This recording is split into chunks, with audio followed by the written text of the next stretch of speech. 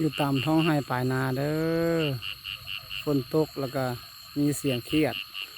เสียงกบเนาะเสียงกระโหลกงัวกระโหลกควายห้องตามท้องทงนา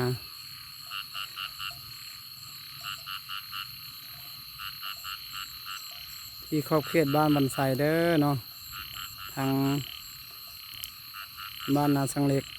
ทางเมืองหุลโคมของเนาะเมืองหุลโคมแข่งเป็นแก่นเด้อเนาะคือว่าธรรมชาติยังสวยงามหลายอยู่เนาะกบเขียดห้องอ่อนซอนกินฮอดพ่อกินฮอดแม่เด้เนาะที่เพิ่นได้อำลาจากโลกนี้ไปแล้วพ่อแม่ก็ได้สมัยยังน้อยโอ้ยวันไซเคยไถให้ไถนาพ่อแม่เพิ่นพาเอาควายเอางัวไถนาเนาะกินฮอดเป็น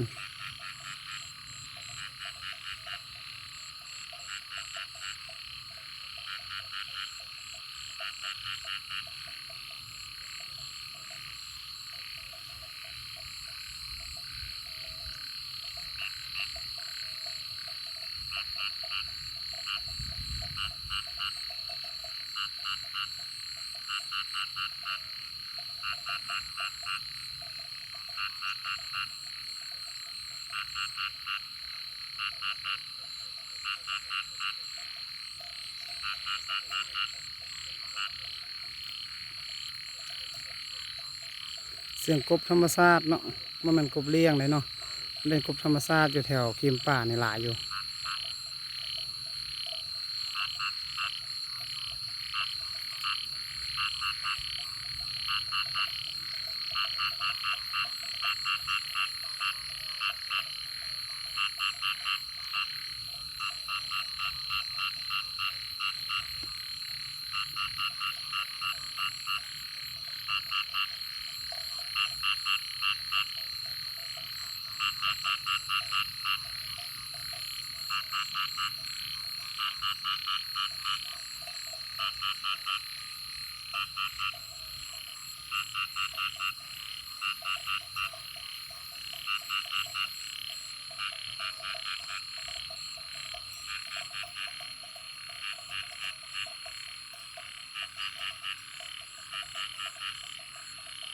ทั้งตินภูเขาควายเนาะใกล้ๆกับภูเขาควายภูเขาควายตอนนี้มันหมอกกลัวเนาะมันจะไม่เห็นสวยๆมาจากน้อยจะเห็นภูเขาควายสวยงามเนาะ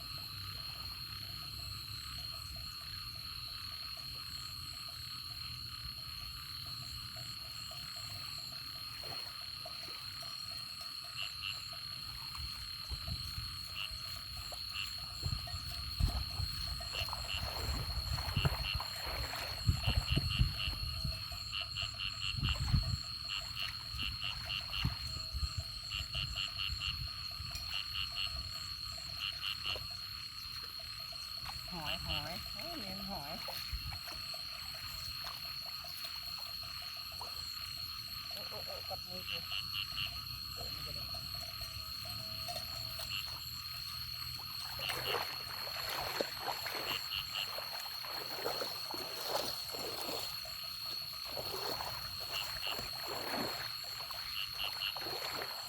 ก็กับเพียด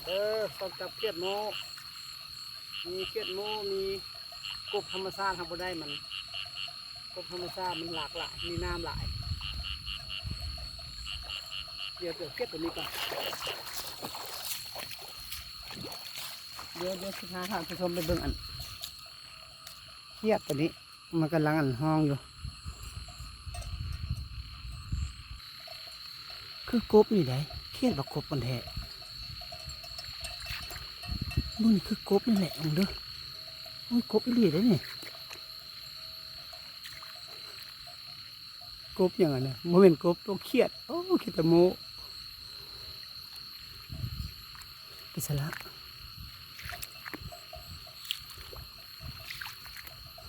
เพราะมันหลากหลาย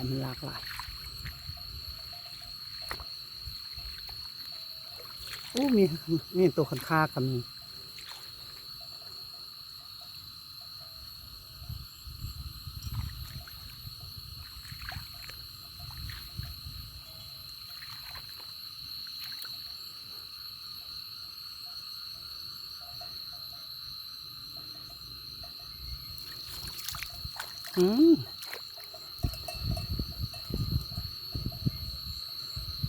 ทำนี้ก่อนเด้อเนาะ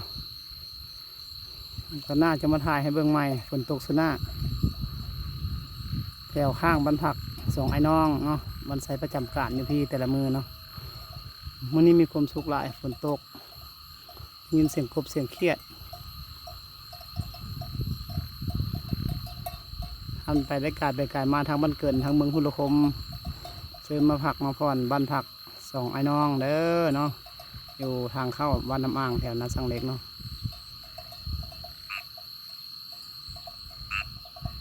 นี่ห้องอยู่ใส่กันเครียดตัวนี้อ๋อมันอยู่นี่โอ้หมดสนอยก็กัดบันนี่ท่านผู้ชมเห็นบ่นี่ห้องอยู่สุดๆจนตอนนี้เลยนี่เป็นห้องนะได้ไหมคอเพิ่นจนถึงไหมเป็นห้องตะคืนนี้ได้เบิ่งนี่คอเพิ่นจนถึงไปซะละเด้พุ่นน่ะคอพุ่นน่ะเป็นโพงพุ่นห้องพี่ลึกพุ่นห้องบดคืนเด้เมื่อคืนนี่นะได้คอพุ่นถึง